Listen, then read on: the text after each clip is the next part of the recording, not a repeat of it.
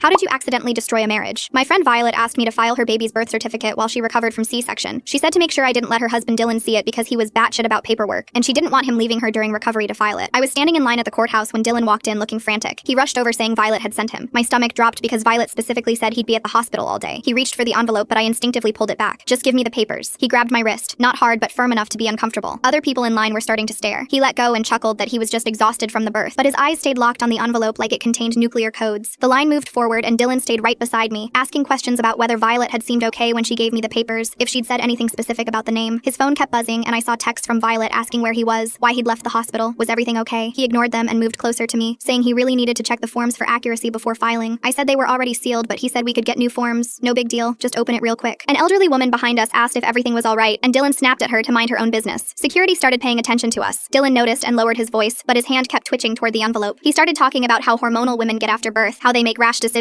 how Violet wasn't thinking clearly. The way he said it made my skin crawl. When we got closer to the window, Dylan tried bargaining with me. He offered me $100 just to let him peek at the form. When I said no, he offered $500, then $1,000. His desperation was scary because I couldn't understand why the name mattered so much unless he already suspected something. He kept saying, "We agreed on Luna. We've been calling her Luna for months. The nursery has Luna painted on the wall." Then he tried a different approach, pulling up photos on his phone of a beautifully decorated nursery with Luna spelled out in wooden letters above the crib. "Look what I built for her," he said, his voice breaking. "I spent 3 months on that room. The moon and stars I painted by hand. You're going to let her destroy our family over some postpartum crazy decision?" When I still wouldn't give him the envelope, he actually dropped to his knees right there in line, grabbing my hand, begging me to just let him see it, saying he was her father and had rights. People were filming us with their phones now. At the window, Dylan tried to step in front of me, but I was already handing the envelope to the clerk. Dylan was saying something about being the father, needing to verify information, but the clerk had already opened it and was reading. "Baby girl, born yesterday, mother Violet Torres, father Dylan Torres," she read, then paused at the name line. Her eyebrows went up slightly. Dylan leaned over the counter trying to see. "What's her name?" "We agreed on Luna. Luna Marie Torres." But the clerk was frowning, looking between the paper and Dylan. I could see Violet had filled it out in her distinct handwriting, the purple ink she always used. Dylan was getting agitated, his voice rising, demanding to know what his daughter's name was. Other people were backing away from us. The clerk asked Dylan to confirm he was the father, and he pulled out his ID, his hands shaking now. She looked at it, then at the paper again, then at me with this expression like she'd seen this drama before. "Ma'am, did the mother fill this out herself?" I nodded. Dylan was practically climbing over the counter now trying to see the paper. Security was starting to move toward us, hands on their radios. "Just tell me what name she wrote," Dylan pleaded, and there was something desperate in his voice that made me realize Violet hadn't just been worried about him wanting to do paperwork. She'd been hiding something specific. The clerk looked at me like she was asking permission, and I didn't know what to do, so I just shrugged. She turned the paper toward Dylan so he could read it, and I watched his face go from red to white to red again. His whole body went rigid. He stood there staring at the paper for what felt like forever, not moving, not even breathing. Then he made this sound like an animal in pain. The security guard stepped closer. Dylan's hands clenched into fists, and he turned to look at me with pure rage in his eyes. "Levi," he said, his voice deadly quiet. "She named our daughter Levi." He turned to me slowly. "That's her ex-boyfriend's name, the one who died last year. The one she told me meant nothing to her." His fist went through the wall beside my head as he screamed, "She's still in love with him." Full story on the channel below.